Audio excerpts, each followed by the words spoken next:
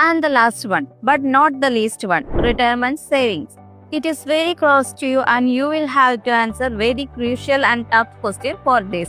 The first question is, till how long this money going to last for you? ഇപ്പോൾ ഏകദേശം ഒരു 16സിലൊക്കെ ആണല്ലേ retirement common ആയിട്ട് വരുന്നത്. ഇത് കഴിഞ്ഞ് നമുക്ക് 70സും 80സും 90സും ഒക്കെ ഭാഗ്യം എടുക്കുന്നുണ്ട്. സോ നമ്മുടെ ഇൻകം സ്റ്റോപ്പ് ആവുന്ന സമയത്ത് നമുക്ക് ഈ കാലഘട്ടങ്ങളൊക്കെ ഈസി ആയിട്ട് തന്നെ മുന്നോട്ട് പോകും. ഇതിനനുസരിച്ചിട്ട് വേണം നിങ്ങളുടെ റിട്ടയർമെന്റ് ഫണ്ട് ആയിട്ട് എത്ര എമൗണ്ട് മാറ്റി വെക്കണം എന്നുള്ളത് നിങ്ങൾ ഡിസൈഡ് ചെയ്യേണ്ടത്. നിങ്ങളുടെ റിട്ടയർമെന്റ് ഫണ്ട് എത്രയാണെന്ന് കണ്ടെത്തി കഴിഞ്ഞാൽ ദ നെക്സ്റ്റ് ക്വസ്റ്റ്യൻ ഈ ഒരു ഫണ്ട് ഉണ്ടാക്കാൻ വേണ്ടിയിട്ട് നിങ്ങൾ ഇനിയും എത്ര കാലം കൂടി വർക്ക് ചെയ്യണം എന്നുള്ളതാണ്. And the last one is, ഇനിയും എത്ര കാലം വർക്ക് ചെയ്യാനാണ് നിങ്ങളുടെ പ്ലാൻ? ഇപ്പോഴത്തെ ജനറേഷന്റെ ഒരു സ്വപ്നമാണ് 14സിലും 15സിലും ഒക്കെ ഏർലി റിട്ടയർമെന്റ്. നിങ്ങളിപ്പോ നിങ്ങളുടെ 20സിലോ 30സിലോ ഇനി 40സിലോ ആവട്ടെ, റിട്ടയർമെന്റ് വേണ്ടിയിട്ട് ഇനിയും നിങ്ങളുടെ കയ്യിൽ എത്ര കാലം ബാക്കിയുണ്ട് അതിനനുസരിച്ചിട്ട് വേണം മന്ത്ലി നിങ്ങൾ റിട്ടയർമെന്റ് സേവിങ്സിന് വേണ്ടിയിട്ട് എത്ര പൈസ മാറ്റി വെക്കണം എന്നുള്ളത് ഡിസൈഡ് ചെയ്യാം. റിട്ടയർമെന്റ് സേവിങ്സിന് വേണ്ടിയിട്ട് നിങ്ങൾക്ക് NPS, PPF എന്നിവയുള്ള ലോങ് ടൈം ഇൻവെസ്റ്റ്മെന്റ് ചൂസ് ചെയ്യാവുന്നതാണ്. അതല്ലാന്നുണ്ടെങ്കിൽ ഹൈ റിട്ടേൺസ് വരുന്ന